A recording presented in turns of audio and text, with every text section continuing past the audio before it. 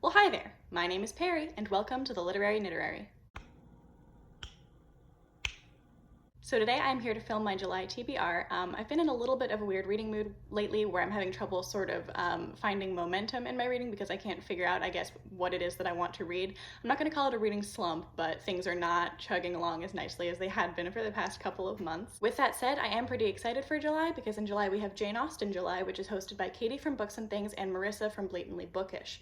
I've been following Jane Austen July for a few years, but this is the first year that I'm going to officially take part, so I'm pretty excited about that. So without any further ado, let's get into what I'm planning to read for Jane Austen July and in the rest of July in general. Jane Austen July does span the entire month of July, but I'm not planning to theme all of my reading around that.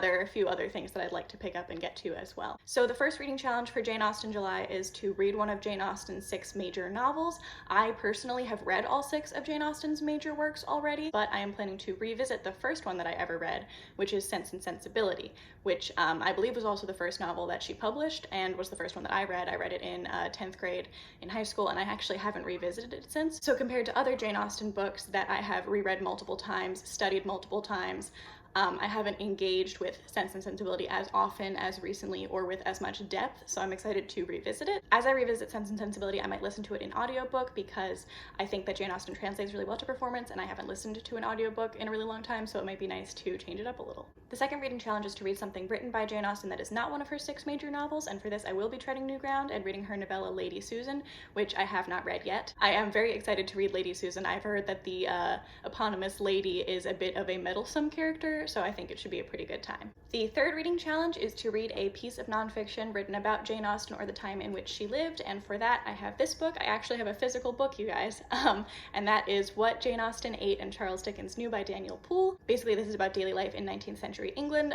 which is my favorite part of history, is the really quotidian stuff about people's day-to-day lives, so I'm excited for that, and I'm glad to have this in physical form to sort of break up the ebook reading that tends to be how I do the bulk of my reading these days. So I think between this being a sort of fact-based nonfiction and it being an actual physical book, it'll be nice to break up my other reading throughout the month with this.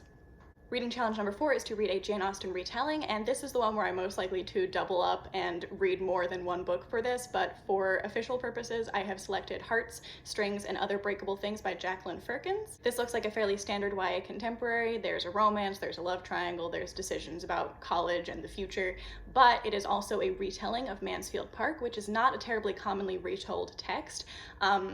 I have to say that the Goodreads reviews do not make this one look especially promising, but I tend to be as entertained by a bad retelling as a good one, or as interested, if not as entertained.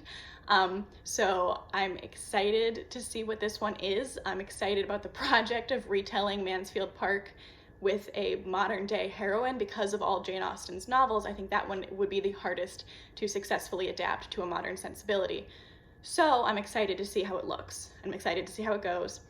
And I probably will enjoy it just as much if it is a train wreck. I don't know what that says about me. Reading challenge number 5 is to read a book by a contemporary of Jane Austen, and for this I have tentatively selected Evelina by Frances Burney. Fanny Burney and Jane Austen were alive at the same time, although Fanny Burney was older. She actually died later than Jane Austen, but she was born about 20 years earlier, so she was publishing when Jane Austen was still very young. We know for a fact that Jane Austen read her books, and I believe that the title of Pride and Prejudice is taken from a quote from one of her other books, Cecilia. Evelina is basically a novel of manners with some social satire or humorous elements in it, so it sounds like if you like Jane Austen, you might like this. Although obviously Frances Burney doesn't have the kind of fame outside of academic circles that Jane Austen does, I will be interested to pick up this book and read it. Revolutionary. The last 2 challenges for Jane Austen July are watching challenges, and they are to watch a direct screen adaptation of a Jane Austen book and a modern adaptation or retelling of a Jane Austen book, and I'm just going to play those 2 by ear and see what happens as the month progresses. So that is it for my Jane Austen July plans. I might read more, I might read less. We're playing it by ear because, again, I'm in kind of a weird reading mood, but I did quickly want to mention a few of the other books that I'm hoping to get to in July. First up is We Were 8 Years in Power by Ta-Nehisi Coates. This, to my understanding, is a collection of essays by Coates, some of which compare the cultural moment of going from the first Black president of the United States to the election of Donald Trump, and compare that moment in political and social history to the end of the Reconstruction era in the South. That is my understanding of what this is. I read and loved Between the World and Me when I was in school, and I've been meaning to carry on with the rest of Coates's writing, but haven't really done so now I'm a couple of books behind, but this month I will begin to catch up. After that, I'm going to be carrying on in my 10 for the 20s project by reading Alice Adams by Booth Tarkington. To my understanding, this is a book set in the Midwest about a young woman who is trying to climb the social ladder and marry above her station. Sounds great, sounds fun. As I mentioned in my 10 for the 20s TBR video, I have read from Booth Tarkington before and enjoyed the books that I read, so I'm expecting this one to be pleasant as well. I also decided that I wanted to read some more from Alyssa Cole, so I have A Princess in Theory on hold at my library, and it should be coming in very soon. This is basically an adult contemporary romance centered on the premise, what if those spam emails you get from disgraced royalty asking for your money and your help were actually real? So it follows a girl who finds out she is actually betrothed or married to an African prince and what happens next. I have heard nothing but great things about this book and this series in general, so I'm excited to get started with it. I don't think I'm reading enough historical fiction right now, so I have put on my TBR for July The Confessions of Frannie Langton by Sara Collins. This is about a servant who is accused of murdering her employer and his wife. It takes place in Jamaica and also in Georgian London, and it's, I think it's, as it says, it's her confession, her telling the story of her life and what led to these events. And as I've mentioned, I feel like a zillion times on this channel, I really enjoy historical fiction that centers marginalized voices, and I also believe that some element of this book is queer, so overall, I'm really excited to get into this because it sounds like the kind of book that's basically right up my alley. And then finally, I wanted to introduce a new segment to these TBR videos because my Goodreads TBR has gotten so huge and so out of hand that I definitely can't remember everything that's on it at a given time. So I'll be scrolling through it and see a bunch of things that I forgot I ever existed or forgot why I put them on my list in the first place.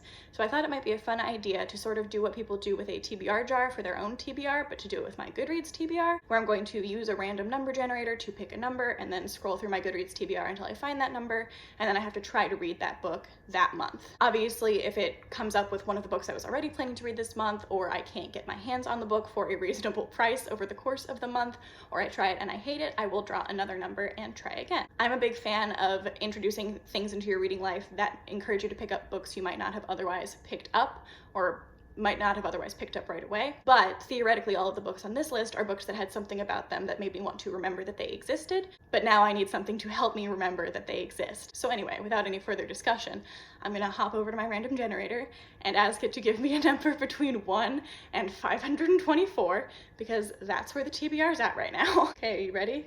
Let's see what we get.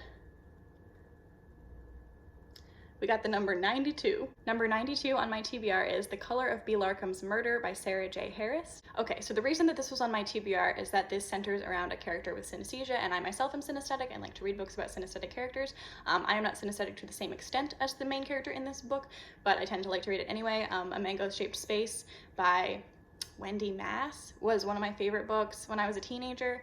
I also really loved Born on a Blue Day by Daniel Tammet, and I haven't read any books about or featuring synesthesia in a really long time, so I put that on my TBR to come back to later, and I guess now I have come back to it. Basically, this is about a young boy, Jasper, and something bad happens to his new neighbor, B. Larkham, and he's trying to figure out what went wrong. It's a bit of a mystery, and it's compared in the blurb to The Curious Incident of the Dog in the Nighttime, if that tells you anything about the vibe of the book. So yeah, I will apparently and randomly be giving that a shot in July. But that is it for today. Those are my reading plans for the month of July. Let me know if you are planning to participate in Jane Austen July, and let me know what you are most excited to read next month. If you enjoyed this, I hope you will consider subscribing, and I will see you again soon. Until then, I hope that everybody is staying happy, healthy, and safe, and I hope that somewhere out there is a great book waiting just for you. Bye!